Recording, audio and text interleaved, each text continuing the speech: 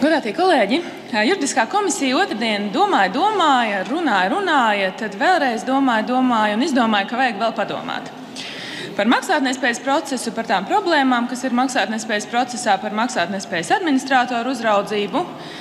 Turpināsim domāt līdz 1. augustam, neskatoties uz tiem vairākiem desmitiem priekšlikumu, kas jau ir iesniegti likumprojektā, saņemsim vēl vairākus desmitus priekšlikumu.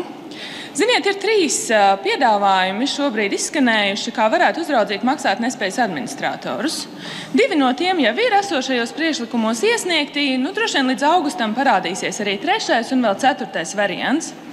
Augustā mēs atgriezīsimies pie tās situācijas, kurā mēs esam, ar vēl vairāk priekšlikumiem, ar vēl pretrunīgākiem priekšlikumiem, un turpināsim strādāt no tās pašas vietas vai pat dažus soļus atpakaļ, nekā mēs esam šobrīd. Pēc būtības 2 koalīcijas kolēģi, Vienotība un Nacionālā apvienība, pārmet viens otram par to, ka viens kavē procesu neliek darba kārtībā, otrs tagad pagarinās priekšlikumu iesniegšanas termiņu, bet rezultāts jau ir vienāds. Tuvākos mēnešus mēs neko nedarīsim, un pēc dažiem mēnešiem mēs sāksim pāris soļus atpakaļ no tās vietas, kur mēs esam šobrīd. Kolēģi, tas, ko es piedāvāju tā vietā, ir komisijai vai apakškomisijai turpināt diskusijas, turpināt darbu pie šiem jautājumiem, diskutēt savā starpā par labākajiem iespējamiem risinājumiem, un tad, kad ir šī diskusijas rezultātā pieņems lēmums, kas deputātiem, kolēģi, ir jādara, ir jāpieņem lēmumu, nevis jāgaida, kad kāds atnāks pie mums ar gataviem tekstiem. Tad, kad ir pieņemts šis lēmums, tad lēmumu virzienā sagatavot attiecīgas komisijas priekšlikums un virzīt izskatīšanai Saeimā.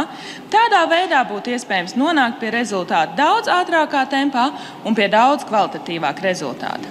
Kolēģi, būtiskākā problēma šobrīd ir instrumenti, kādā veidā attīrīt sistēmu no negodprātīgiem maksātnespējas administratoriem.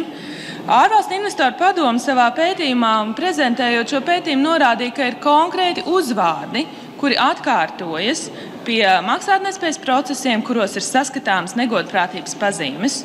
Tātad ir jāizveido šie instrumenti, kādā veidā attīrīt administratoru šo te vidu no negodprātīgiem cilvēkiem. Un tas ir iespējams salīdzinoši ātri, salīdzinoši vienkārši pat šīs vasaras laikā, ja būtu tāda griba. Kolēģi, es piedāvāju strādāt, nevis domāt par to, ka vajag vēl padomāt. Paldies! Paldies!